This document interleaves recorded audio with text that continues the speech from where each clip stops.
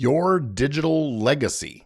Are you setting up for an exit strategy or an abandonment plan? That's what's in store for you today on this episode of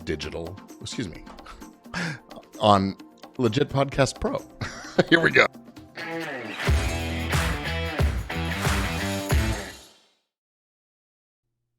All right, like taxes, it's inevitable that people die, people stop being involved in the things that they are doing. And the question is, do you know whether you have an exit strategy plan or an abandonment plan for your digital persona, your media content, your entertainment content, all of that kind of stuff? Do you have a digital will? Will your family know what to do with your digital stuff, your social media accounts, your podcast, your YouTube channel, your business accounts, money coming in, money going out, logins, passwords, all of that kind of stuff? Do you have a digital will? Well, a digital will is a legal document that outlines how a person's digital assets should be managed and distributed after their death.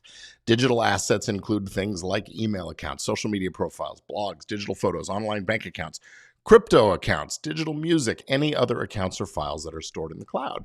And it also covers details about who can access these kinds of things, the accounts and the data after your death, and what actions they can take. Now, creating a digital will isn't excessively complicated, but it does involve several steps. First off, you need to take an inventory of your digital assets. List out all of your digital assets and include your online accounts, but also your digital files on your personal devices. Don't forget about things like domain names, online businesses, or any digital copyrights or licenses that you might own. And then you need to pick someone. Decide who's going to be that executor of your digital will. Choose someone you trust to manage your digital assets according to your wishes. This person is sometimes referred to as a digital executor. It might be the same as your traditional executor, or it might be someone else entirely. Some digital assets might require specific technical know-how to manage, so you want to make wise choices about these kinds of things. And then you need to provide access. For each digital asset you have, record how you go about accessing it. This could be a username password combination, answers to security questions, other kinds of authentication, and store this information as securely as possible so you protect it from unauthorized access during your lifetime. I personally use password manager software on my Mac and my iOS devices and so on, and my wife knows how to get into, knows the master password that gives access to those kinds of things. And it's easy enough to put that master password information into your will, your digital will, and so on. The fourth step is to outline your wishes. Decide what should happen to each of the assets that you have on this inventory after you're gone. For example, you might want certain files deleted, some accounts to be memorialized, others to be transferred to specific individuals. Be as clear as possible to avoid confusion. The thing is, if you don't have that clarity, then it's all going to get just lumped in together with, quote, the estate. And then whoever's in charge of the overall estate will have to figure out what to do, if anything. And if they don't recognize the value or your intentions about things, they may just abandon some of that stuff if they don't perceive it as having a cash value or something. Once you've sort of done this and figured out your wishes, then you have to create the document. Write it all down in a formal document. Now, most places you can handwrite your will as long as you only handwrite the will, but it's better if you're having a will drawn up anyway to include some of this in there. A formal document, it has to follow the laws of your state or jurisdiction. Some places might not have any specific laws about digital wills, so in that case, it would be a part of your main will, your traditional will. The point is, have this document available as part of it when you create those things. And if you aren't making a regular will, then at least make sure that the person closest to you, who will be responsible for taking care of things, will know, here are my intentions, here's a document. And again, if you're creating a formal will, a digital will, you need to have it legally validated, just like a traditional one. A digital will need to be made binding. It usually means being witnessed and notarized. So you're going to want to, again, check with your attorney about the legality of that document. Store the digital will somewhere secure but accessible, and ensure that your executor knows how to get to it when the time comes. And Don't forget to update this from time to time. As your digital life evolves, your digital will need to evolve accordingly. You may have new accounts and passwords and assets which should be added promptly to keep the will current. So again, I argue strongly in favor of using these password manager tools and so on. Now remember, digital wills are a relatively new concept and the laws around them can vary widely from place to place. So it is really recommended that you consult with a legal expert when creating your digital will. Now, what happens if you don't die, but you're done for whatever reason? Maybe you're finished, you've just decided not to continue, or you quit, or you retire, or you decide to leave the team that's making the show, or you have a breakup with the partners, or you get divorced, or you decide to sell your interest in the podcast or the YouTube channel or what have you. What are the terms of that transaction? Who is allowed to take it over and buy it and who isn't? How do you get compensated for the value that you've created in that arena? A succession plan for your podcast or YouTube channel is the way you deal with this. It ensures continuity of your digital content if you're unable to manage it yourself, whether it's for any of these reasons. So again, to create a succession plan, you need to identify who's taking things over. Or is there a buy-sell agreement in your podcast co-production agreement or partnership agreement or hosting agreement? So you want to identify who takes over, who is going to be responsible for this.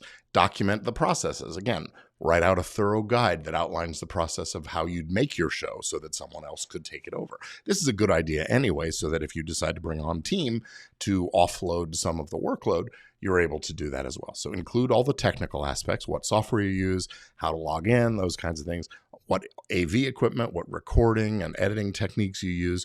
Cover all the more creative aspects like your planning and scheduling process, marketing strategies, audience engagement, all of your processes and methods. Do those, make sure you have those documented. And then again, share the login details for your channels and podcast platforms and social media accounts and all of that with the people who are going to be taking over. State clearly what you want to happen. Again, this is sort of part of that digital will kind of thing we're talking about. You may want things to carry on in the same style and evolve, or maybe you want to wrap it up with a few concluding episodes.